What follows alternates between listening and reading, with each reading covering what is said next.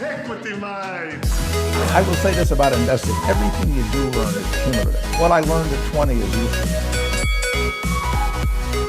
Equity. Welcome to another episode of Equity Mates, a podcast that follows our journey of investing. Whether you're an absolute beginner or approaching Warren Buffett status, our aim is to help break down your barriers from beginning to dividend. My name is Bryce, and as always, I am joined by my equity buddy, Ren. How are you going, bro? I'm good, Bryce. I'm excited for this episode. We are bringing back an industry deep dive. Yeah, we haven't done one in a while. Yeah. And it's an industry that... we are interested in, but probably haven't spoken a lot about on the show. Everyone loves tech. Yes. Yeah, we speak about tech a lot. But tech is selling off a little bit recently. A few people are a bit nervous. Extremely high valuations. That everything needs to go right to justify some of them, and so we're going to the opposite end of the market, and we're saying, basically every asset class is at an all-time high. There's some risk. Look, I'm getting a bit nervous, and you've been a perma bear for the last, 5 years, calling a bear market every year. 2021 might be the year that I become the bear and get a bit nervous. And so the industry we're going to talk about today is on the more defensive side, and may help calm my nerves. Yeah, this is right up your alley. Is it?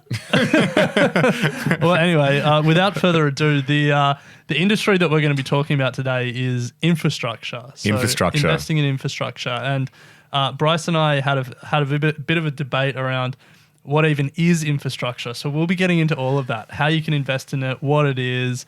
But before we do, a bit of housekeeping, and I can see Bryce is playing with his phone there, and he's very excited to talk about a particular stock. So I'm going to shut up and let you have your moment. Well, I'm just looking here. But anyway, first point of housekeeping, Ren, is the listener survey is still active. Yes. So please, if you haven't already, head to our social media channels, and there's going to be some links in our Instagram bio or on our Facebook discussion group where you can fill out our listener survey, and if you do complete it in full, you go in the running to win $500. It'll really help us understand what we're doing well at Equity Mates, what we could be doing better, and to help provide content that is going to help you on your investing journey. So please head over and fill that out. Yeah, a few of the responses so far asking for crypto content. We've got a crypto email. That's where we're putting all our crypto content. At this stage, we're not going to do a spin-off podcast, but if that's what you want, keep sending those suggestions in. If you don't want it, make sure you fill out the survey so you can counter the weight of crypto requests coming through. Yes. But yeah, we do this for the Equity Mates community, and we hope that you guys get something out of it. And so tell us what you want us to do more of and what you want us to do less of. Second piece of housekeeping, Ren, before we do jump into this is I just want to touch base on the stock of the year. You would know that, for those that have been with us for a while, at the start of the year, we both put forward our stock pitches, and Alec put forward Tencent, and I went a bit off-piste and chose a stock that hasn't actually... hadn't actually listed. Yeah, hadn't actually listed. And that was Roblox. It has listed overnight through a direct listing in the United States. It didn't actually IPO. It kind of snuck on mid-session. And it's now trading at about $69, I think. To be honest, I'm not sure what it listed at. But anyway, I'm active now, Ren. Well, yeah. And the thing is, direct listings there's no IPO price that the level sets. It's just stock starts trading at a certain time and the market sets the price. Yeah. But I think the report was that it was up 55% from where it first traded to the end of the session. From where it first traded end of the session, market cap of $38 billion. It is the fastest growing computer game in the world at the moment. And look, we're both live now. It is up, 54%. So you're beating me. Tencent was up about 30%. It's now up 15%. 30%, nice. Yeah. So for new equity mates, my history in this competition has been normally be down 60. Honestly, it's like the kiss of death if I pick you as the stock of the year. So hopefully 10 Cent keeps its head above water.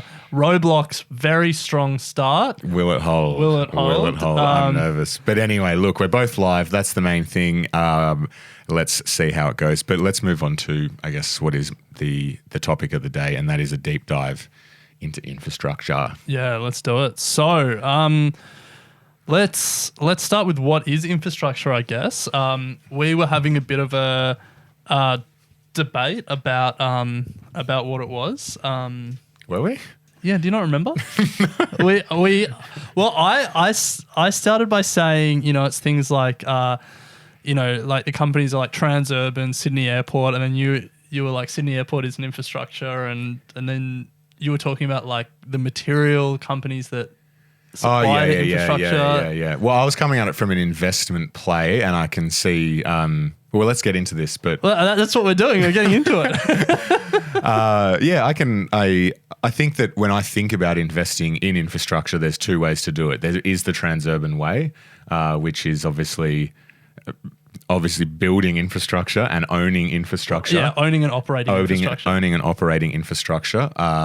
You classify airports in that, which obviously ports. But then also I think if the government was to come out and spend a lot of money on infrastructure projects, there are a lot of fringe companies that you can invest in that will benefit from the spending of infrastructure. So when I think about it from that point of view as well, it's the building of infrastructure as well that you can. So you're thinking like the borals and the concrete companies, the construction companies, the surveyors of land, all those businesses that benefit from infrastructure projects, not only those that own and operate infrastructure. Yeah. So I get what you're saying. I would say that's the construction industry, not infrastructure. Yeah. Well, I mean, I'm not saying that they fall in the industry. But it can be, they are an infrastructure play. Okay. So for this episode, when we're talking about infrastructure, I think we're going to use my definition. Okay. So what is infrastructure then, at least for this episode? I'm going to read something that Macquarie wrote, because if we're not stealing from experts, what are we doing? There's no points for originality in investing. So per Macquarie, infrastructure provides essential products or services which are necessary to support economic and social activity. Infrastructure typically has strong strategic position, i.e. a monopoly or a duopoly. This is because significant capital is usually required to construct the assets, resulting in high barriers to entry for would-be competitors. And there's a few other things that we can add to that. But, I mean, let's start at the beginning. From a definition point of view, I think Macquarie have some credibility because aren't they one of the biggest infrastructure players in the world? I love the idea that you can't have credibility in defining it unless you own a lot of it. Yeah, well, imagine if, true. But yeah, I think so. It's probably best explained through examples. It's like, so electricity, water, gas utilities, energy pipelines, airports, somewhat controversially, but we won't worry about that. This is all, toll roads, seaports, communications infrastructure, wind farms. Well, this is an interesting one. Would you say a coal-fired power station is infrastructure, or is it like electricity? Is it energy generation? It could be both. Yeah, and then like data centers. Again, I mean, you could be both. Yeah. So I think the point is there are some things that we know are just naturally infrastructure, like a toll road just makes sense. And then there are some which are infrastructure in the most natural sense of the word, like they're big capital intensive assets that are built by, governments or the private sector that have long lives and that in theory provide a long-term stable revenue source. From an investment perspective, there's a few things that infrastructure is really useful for, and some of those edge cases like wind farms and data centers don't quite fit it as well. So like, I mean, let's talk about why you would invest in infrastructure. So high capital costs, like they're very expensive to build. And then your classic examples of infrastructure have local monopolies. So Sydney Airport is still the only airport in town. Some of Transurban's toll roads, it's not like another toll road can be built next door. The Port of Sydney, the Port of Newcastle, like they own local monopolies. You can't just set up a startup port next door. Hard to compete with. So the combination of high capital costs and local monopolies create these high barriers to entries, which make them very defensible assets. So as an investor, you can invest in them and you can enjoy long-term predictable cash flow, and there's pricing power because of those high barriers to entry.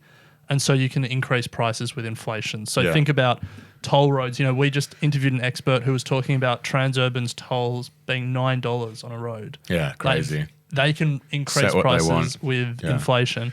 And so getting back to the wind farms and the data centers point, it's like some of the elements of infrastructure from an investment lens are there with those assets. Capital intensive, long-term, pretty stable and predictable cash flows. But at the same time, some of them aren't there. So like anyone can set up a data center. Data center contracts are relatively short-term. Anyone can set up a competing data center. Wind farms, same thing.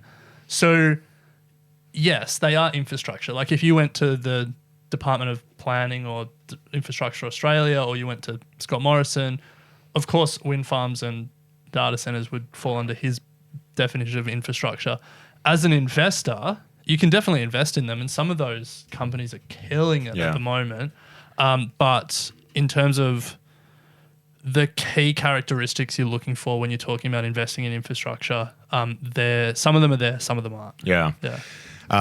We speak about companies with moats, and if you're looking at true infrastructure play, a lot of these companies have pretty sizable moats, as you've already pointed out. The Transurbans, the Sydney airports, starting up, the barriers of entry are pretty high. So if you want a good example of a strong moat, then have a look at these companies. But on the flip side, Ren, at the same time, due to I guess the essential need for a lot of these infrastructure companies and developments, government does play a pretty hands-on role compared to some of the other investments we can make. Yes. And that sort of can have impact.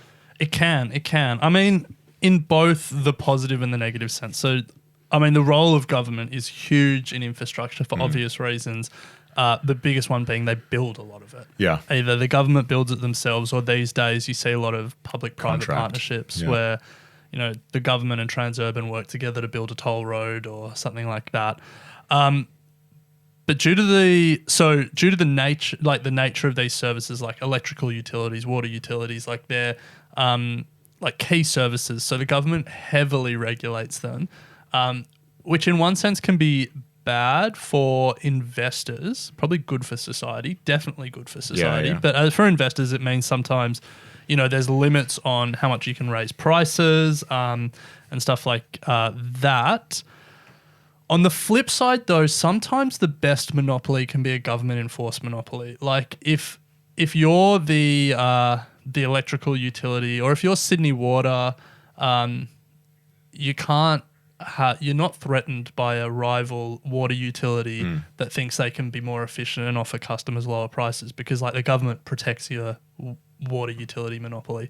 Now, they're not privatized, I don't believe, but if they were, then yeah. I think a lot of the UK's water utilities are privatized at the moment, and but they're still protected by the government. Yeah. So yeah, government plays a massive role. I think before we just get too messy, let's just structure this. So we've talked about what is infrastructure. We've talked about some of the reasons you would invest in the role of government, but let's just quickly tick off maybe why it's an interesting asset class to invest in, some of the risks, then talk about the industry outlook, and then talk about some of the ways you can actually invest. Sure. So let's start with why you would actually invest? Like, why is it an interesting asset class? Long term, stable, relatively. Yeah. As you've already pointed out, it also provides opportunity to have that sort of government protection, so to speak. And in some, well, most instances, they provide a good return or income, similar to a bond. People would equate them to a bond in the sense that you put them in for a long period of time and they'll just continue to tick over and pay out a dividend. Yeah. Massive dividend payers. Yeah. It's like everyone talks about like stocks and bonds, like stocks being income, stocks being more growth. Infrastructure probably sits squarely between those two. Like it provides more income than a bond. Yeah. And it has less risk than equities. Yeah. But also less growth. Yeah. What about from your point of view? Anything that I missed? No, I think that's the main thing. I think the interplay of, and we can talk about this more later, but the interplay of inflation and interest rates and the valuation on infrastructure assets is really interesting, and it will probably become quite relevant. But in terms of why you might look at infrastructure in a inflationary environment is if these assets have local monopolies, they can increase their prices. Like if Sydney Airport started charging Qantas more money to every time they wanted to land a plane or taxi a plane, what are Qantas going to do? Yeah. So we pulled a quote from Magellan about how they sort of speak about infrastructure, and they say that it is an appealing asset class. When strictly defined, it delivers stable, inflation-linked returns above those offered by inflation-linked bonds with risk below that of equities. So pretty much exactly what you've just said. Actually, we've gone this whole episode without talking about Warren Buffett. One of his most famous quotes, his favorite investment would be the only toll bridge into town. There you go. Yeah. Well, he owns a railroad. He owns does. energy and what's his other big insurance? Apple. Not quite, but he's got a big infrastructure play there. But yeah, I think like people conceptually get it. Like it's like it's roads, it's bridges, it's airports, it's ports. Like it's those big pieces of infrastructure. So they're the reasons why you would invest it. So the first, I guess the first risk is it boring? Well, yeah. Who wants to own a road? It is quite boring. Yeah. But there is nothing wrong with that. I should caveat that. I say that just because it's not like investing in the growth tech stocks, but they do certainly play a very important role in portfolios. Yeah. I think the biggest risk is like, what's your investing goals? Like if you're 20 and you want to, grow and become a millionaire, like it's low growth, I think. And some of these companies find a way to engineer growth by like buying more assets and stuff like that. But each piece of infrastructure in and of itself is low growth. Yeah.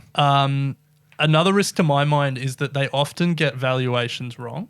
So in theory, valuing a piece of infrastructure is conceptually straightforward because you can figure out the life of an asset, you can figure out how many people are going to use it, how many customers, whatever, and then how they're going to be charged for that, or you can figure out like what the government's going to pay the utility, and then you just do a discounted cash flow, and you factor in any capital costs for maintenance and stuff like that. But people often get valuations of infrastructure wrong. Government massively overestimate how many people are going to use it and stuff like that. So, we're not in a position to buy infrastructure ourselves. We're not going to be dropping 50 billion on the Port of Sydney or whatever. Maybe one day. But that's something. If you're investing in a fund, you've got to hope they're good. Yeah. So the industry outlook, Ren, obviously with a lot of COVID sort of spending coming through from big governments at the moment, infrastructure is always where governments turn generally to try and boost economy, pour money into the building of new roads, new railways, new ports. So it's no surprise that we're sort of starting to see that at the moment, and the supply and demand dynamic for infrastructure is pretty fascinating. Yeah. Let's start with the supply. So the amount of infrastructure being built or being made available to invest in.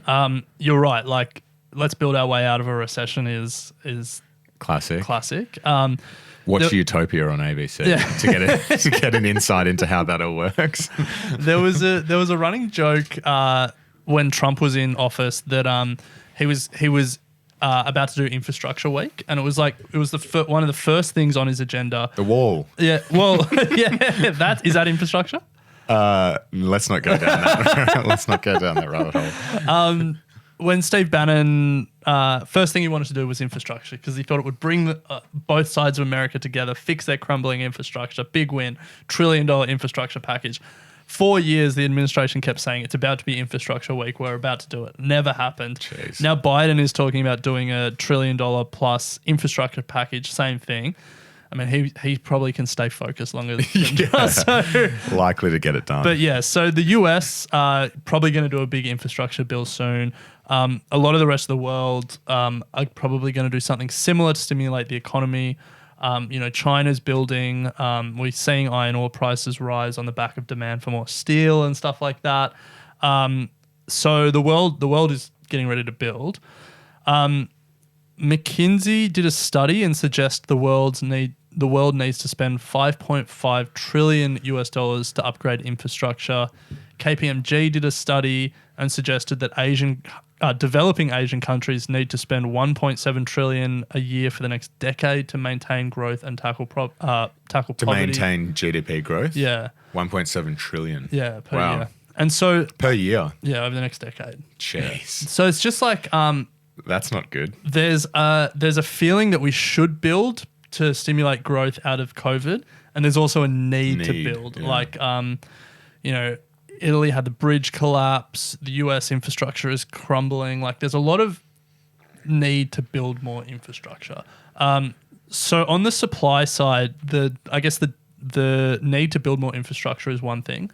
The other thing to think about when we're thinking about industry dynamics is privatization of infrastructure. And that's been, the last 30 years in Australia. We've privatized a lot of infrastructure, ports, rail. Ozpost is on the chopping block. Not infrastructure, though. Telstra? Infrastructure? Maybe telecoms. Maybe. I mean, yeah, like like NBN is infrastructure. Yeah. Yeah. Yeah, I think it's infrastructure. I don't know. I don't know. I don't think so. It does pay a dividend anyway. So that's the supply side. Yeah, and so on the supply side, there's a need to build. There likely will be more building. Things will get privatized, although we've privatized a lot already. And New South Wales want to privatize the buses. Infrastructure or not infrastructure? Not infrastructure. Not infrastructure. No. Let's talk about demand. Yeah. So you've just said, Ren, that 1.7 trillion per year needs to be spent, and there's obviously that's the supply side. But where is all of this money coming from? Is there a desire to spend this, or is there demand to actually do it? Yeah, well, I was thinking about demand in a different way. I was thinking about demand in terms of investment demand. Okay, which I'm sure there is plenty of, given the Canadian pension funds of the world. Yeah. Well, that's exactly the Norwegian. That's exactly where my mind went as well. Canadian pension funds. Yeah. Not any other country's pension funds. Yeah. Canadian pension funds. Well, they're spending billions and billions and billions in this space. Yeah. There's money everywhere. Yeah. And obviously these huge pension funds around the world no longer can be looking at the investments in the Woolworths and the Coles of the world because they just can't spend enough money. Yeah. And infrastructure projects are where they can turn to spend money and invest and support these sorts of projects. Yeah. So I'm assuming that's what you mean by demand. Yeah. There's just massive pools of capital chasing long-term, stable, inflation-protected investments. Yeah. Canadian pension funds, Australian super funds, private equity. There's just so much capital in the world at the moment, and capital's so mobile now that, it's truly borderless. Like, there's ASX listed companies that operate roads in the US and stuff like that. It's just everyone's looking for places to park their money, and you're right. Like rather than trying to put it all into large cap stocks, like the amount of money that these pension funds, superannuation funds, and stuff are looking to spend, infrastructure is a real natural home for them. Yeah. And so when we're talking about the supply and demand dynamics of infrastructure, Magellan did a really interesting piece on the UK water utilities and the valuations that they're getting, because there's a couple that are two that are publicly listed, and then a bunch that are private but have had transactions. And the private ones, which in theory should be valued cheaper than the publicly listed ones, because there's an illiquidity discount, like it's harder to buy and sell it, so the value should be less in theory. We're actually all trading a lot higher than their publicly listed peers, just because they were like being bought and sold for so much higher than their publicly listed peers, just because there's so much money chasing, stable long-term infrastructure assets. So if you have a super fund in Australia, if you have a 401k in the US, if you have any form of retirement saving around the world, you're probably exposed to infrastructure through these retirement funds. Yeah, all the big investment banks. So let's move on and close out the episode with obviously the most important piece, Ren, as retail investors. How can one actually get involved in infrastructure, and what are the investment options? Yes. Obviously, Sydney Airport. SYD, I'm pretty sure is the ticker. Yeah, Bryce's gusto for this episode has been so low ever since he realised that he might have to acknowledge that Sydney Airport is infrastructure. Yes. At a high level, I think the options are infrastructure stocks themselves. We'll get into that. Yeah. Then there's infrastructure unit trusts, listed infrastructure funds, so like LICs that invest in infrastructure, unlisted infrastructure funds. So you got to go through the big banks to get that, the investment banks. Yeah, or like Magellan has one, but theirs might be listed now as well. Theirs is listed, I'm pretty sure. Macquarie have a bunch of infrastructure, unlisted infrastructure stuff. Ausbil, we've spoken to Tobias Bucks, who's a small caps manager there, but they have infrastructure funds. There's a heap out there. And then there's a bunch of other unlisted ones. Then there's also a few ETFs. So I went on the ASX website, and they've got a page that lists all of their, for some reason they call them infrastructure funds, but like it's just their actual stocks. It's not like LICs included. We'll take that up with the ASX. So 7 ASX listed infrastructure companies, Transurban, actually, and I'm pretty sure there's more that I can think of. Like they've got Sydney Airport listed, but they don't have Auckland International Airport. Oh, hold on. So maybe Sydney's not meant to be on there. We'll take it up with the ASX one way or another. But according to the ASX, the 7 that they've got listed are Transurban Group, ASX ticker TCL, Sydney Airports, SYD, Spark Infrastructure Group, SKI, Atlas Arteria, ALX, Infigen Energy, IFN, AusNet Services, AST, and APA Group, APA. So there are a few of the individual companies that you can invest in. Obviously, Transurban and arguably Sydney Airport are the biggest two. Arguably. Now, we'll make sure we've got those in the show notes. I've just thrown them down in our notes now. So if you did want to have a quick squiz at what we've just spoken about there, so they'll be in there. Yeah, so they're the individual companies. There's also some ETFs and funds. This list is by no means exhaustive, but ETF's Global Core Infrastructure, ticker Core, is Classic. an ETF. Van Eck, FTSE Global Infrastructure, ticker IFRA. And then there's some managed ones as well. Oh, sorry, another ETF, Vanguard, has a Global Infrastructure Index, VBLD. Magellan have a listed infrastructure fund, MICH. Basically, there's a bunch. Then there's also companies that are just heavily exposed to infrastructure, like Macquarie and stuff like that. Yeah. Macquarie did have a listed infrastructure vehicle, didn't they? But from what I could tell, it's no longer listed. Publicly listed. Yeah. I'm actually not sure. And then, of course, Ren, you can't forget, as I said right at the start, if you think about it in a little bit of a different way and you want to take advantage of the infrastructure spending that is going on, think about the companies that will be exposed to that spending. It's your construction companies, as we said at the start of the episode. So don't just limit yourself to thinking direct infrastructure play, but they don't have the same characteristics that we've obviously just spoken about. That's the main thing to remember. Quickly to close out, Ren, do you own any infrastructure? Yes. I bought some Sydney Airport. Well, do I own infrastructure? I'll leave that up to you. But I bought some Sydney Airport at the depths, or like as COVID started to recover. Yeah. I don't own any Transurban. I own Macquarie Group, Macquarie, the parent bank. And I own Magellan Group. So I guess there's some exposure to the performance of infrastructure. But yeah, not heaps. Yeah, same. Don't have Sydney Airport because it's not an infrastructure play, and but I do have Macquarie. But otherwise, look, I've enjoyed doing this because something I haven't really paid it too much sort of research attention to. I think primarily because of the function of infrastructure within a portfolio, and for what I'm trying to get out of my portfolio, I don't think it plays a huge part. Yeah. At this stage in my investing journey. Yeah, like if you were moving from like grow, what do they call it, accumulation phase to retirement Survival. phase or whatever, like then when income becomes more important, infrastructure probably plays a bigger role. But I think, well, actually, I was going to ask you this: how do you think about infrastructure in terms of diversification? Like if I own a bunch of ASX 200 stocks and then I own some infrastructure stocks, am I diversified? Or am I more diversified? Honestly, if we're talking Australia and you own the ASX 200, you're going to get all the infrastructure players anyway. Yeah. Well, it's more. It's okay. The question was poor. That's on me. It's more like, do you think of infrastructure as a separate asset class? I know what you're getting at.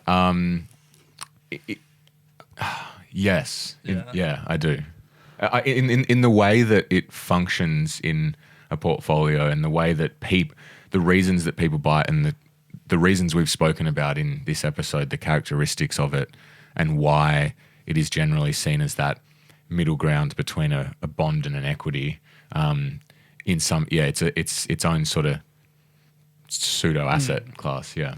Yeah. In some ways, it moves differently. It's uncorrelated to stocks in some ways. Yeah.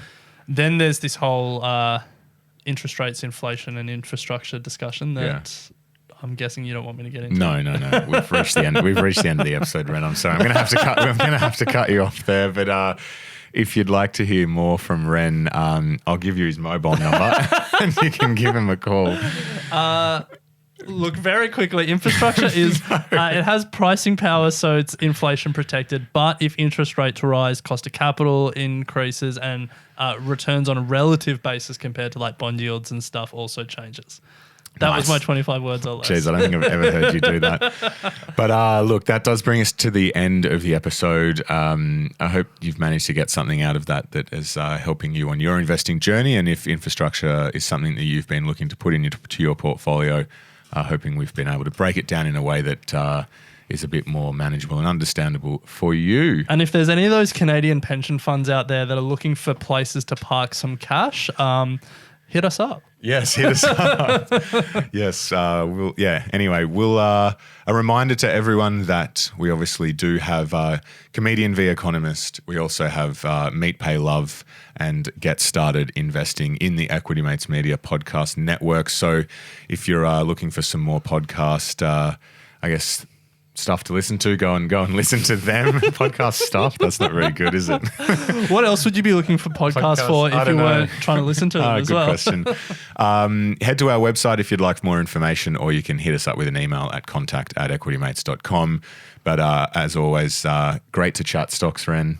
And looking forward to next week. You've nailed your tight intro. Homework for the week is tight outro. Need to work on that. But anyway, until then, good to chat. Equity Mates. I will say this about investing. Everything you do learn is cumulative. What I learned at 20 is useful.